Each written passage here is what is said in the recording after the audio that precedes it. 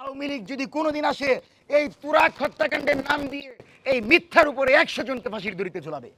এর নাম আওয়ামী লীগ, এর নাম হচ্ছে আওয়ামী লীগ।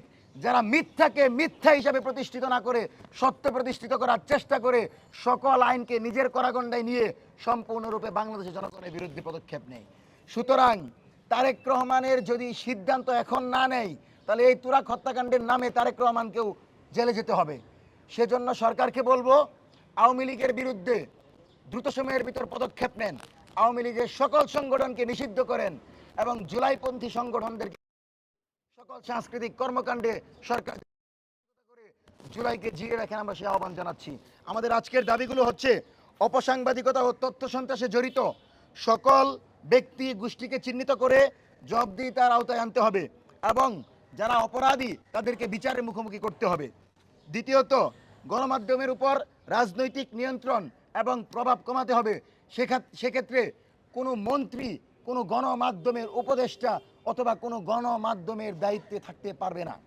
তৃতীয়ত, সাংবাদিকদের উপর হয়রানি ও নিপীড়ন বন্ধ করতে যে সকল সাংবাদিকরা হাউজে থেকে তাদের বিরুদ্ধে গ্রুপ তৈরি করে সে সকল সাংবাদিকদের চিহ্নিত করতে হবে। কারণ বাংলাদেশে জামাতি মিডিয়া বিএনপির মিডিয়া দেখতে চাই না, আমরা বাংলাদেশের জনগণের মিডিয়া দেখতে চাই।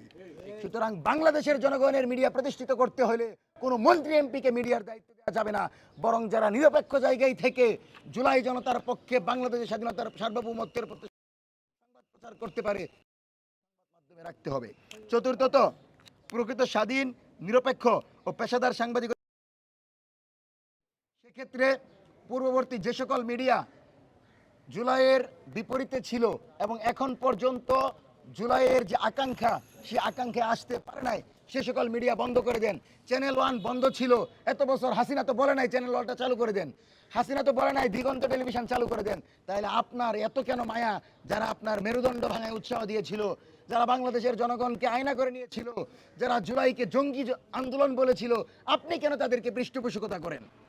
সুতরাং মতি, মাহফুজ, তুষার গ্যাং, আনিস আলমগীর এরা প্রত্যেকেই ভারতীয় প্রক্সি এবং আওয়ামী লীগের প্রক্সি। এদেরকে মুক্ত বাতাসে রেখে 2 বছর রাজনৈতিক ভারসাম্যপূর্ণ পরিবেশ নিশ্চিত করতে পারবে না। সুতরাং দ্রুত সময়ের ভিতরে এদেরকে গ্রেফতার করেন এবং শাওন সহ পিয়া জান্নাতুলকে 24 ঘন্টার ভিতরে গ্রেফতার করতে হবে এবং মাহিয়া মাহি, যাকে আওয়ামী লীগ নৌকার প্রচারের জন্য নেমেছিল, আজকে সে জুলাইয়ের বিরুদ্ধে বক্তব্য দিচ্ছে। সুতরাং